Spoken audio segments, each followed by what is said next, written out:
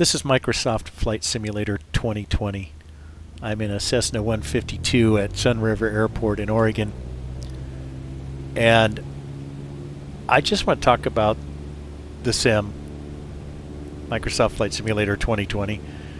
And for someone who doesn't have it, you may be wondering, is it the right sim for you? Would you have fun in it? Would you be interested in it?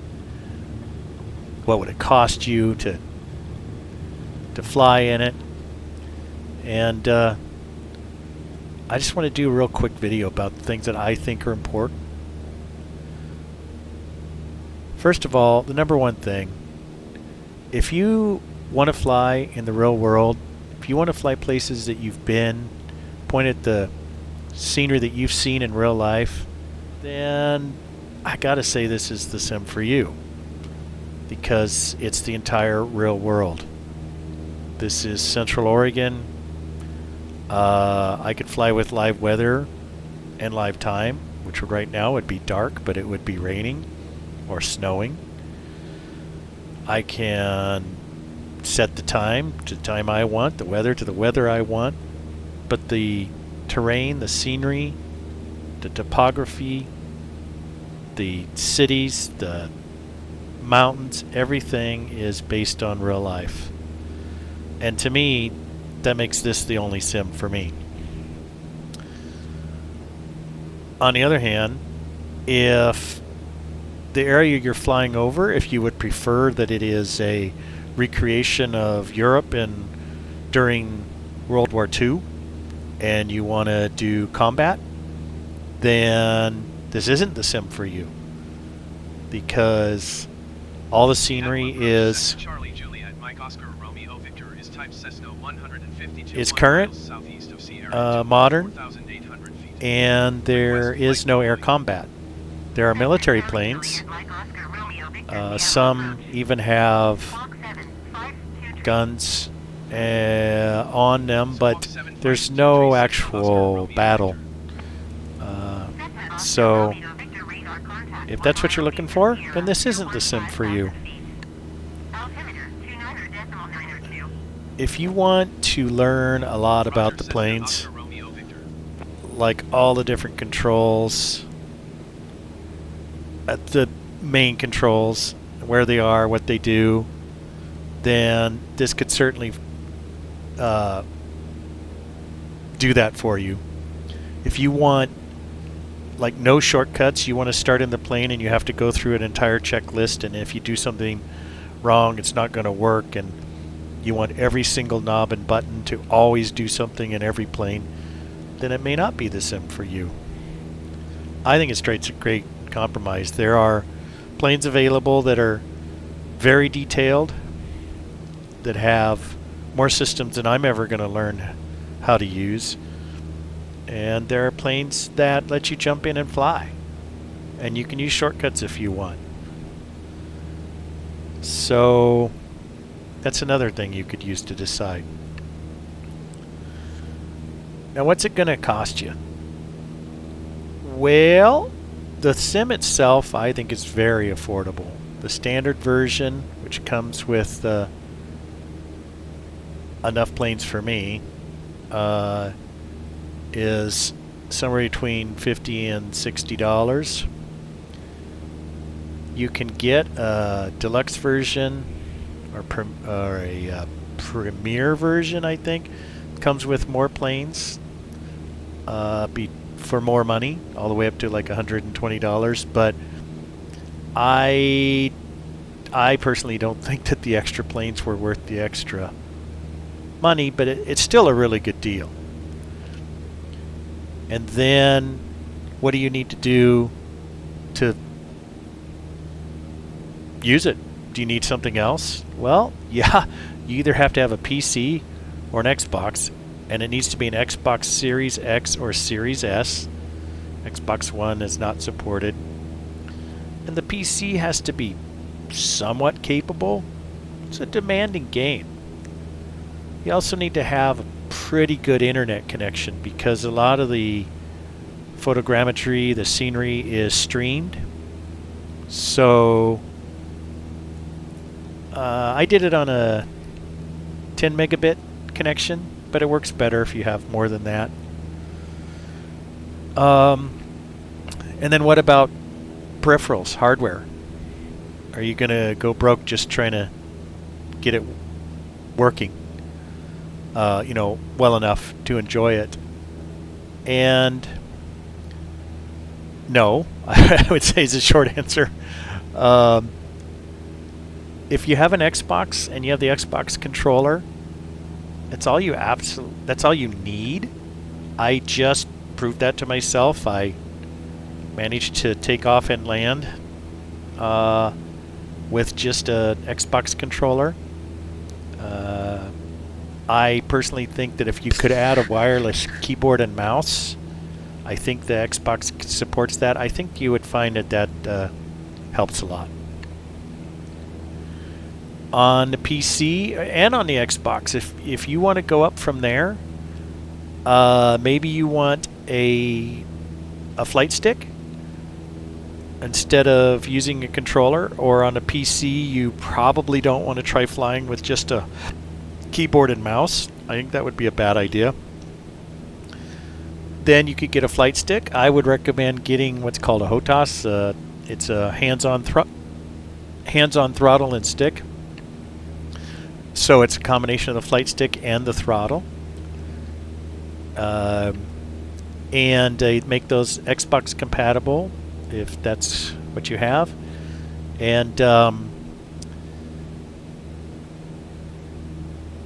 I got my first one of those for around $70 and worked great for about a year. Uses potentiometers for the controls, and they eventually just got dirty, and so there was a lot of glitching in the controls. And so I did upgrade to one that uses Hall effect sensors for the controls, and that one cost about twice as much, $160, $170 for the stick and throttle.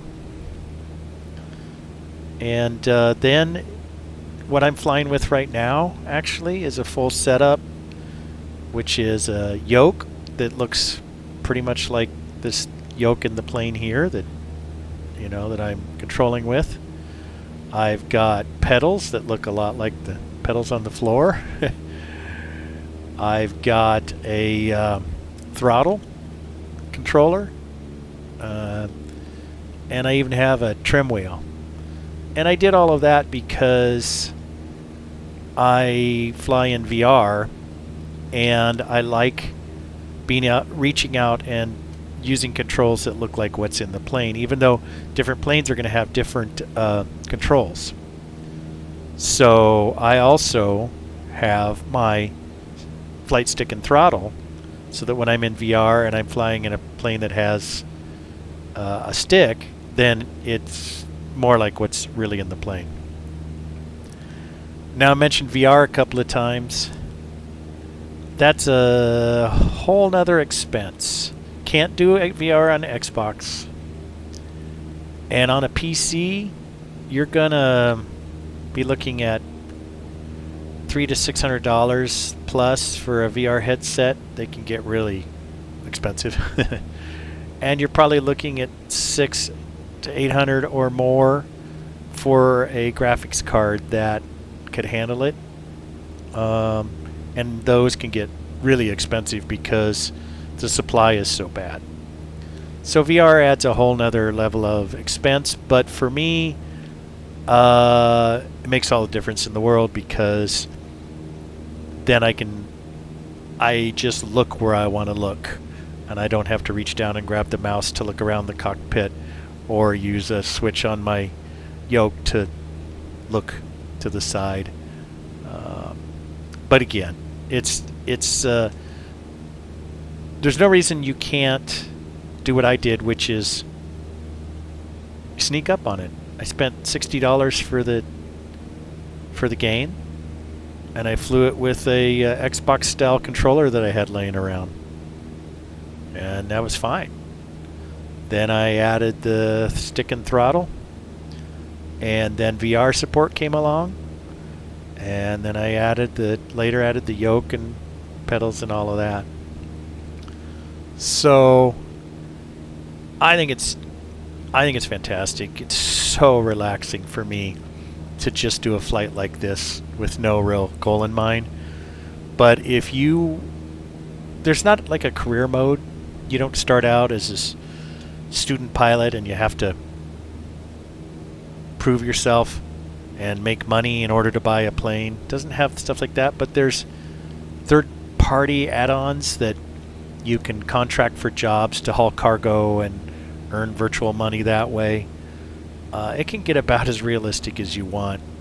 There is a system you can join and use that uses actual live people as the air traffic control to control you and the other actual live people that are flying the virtual planes.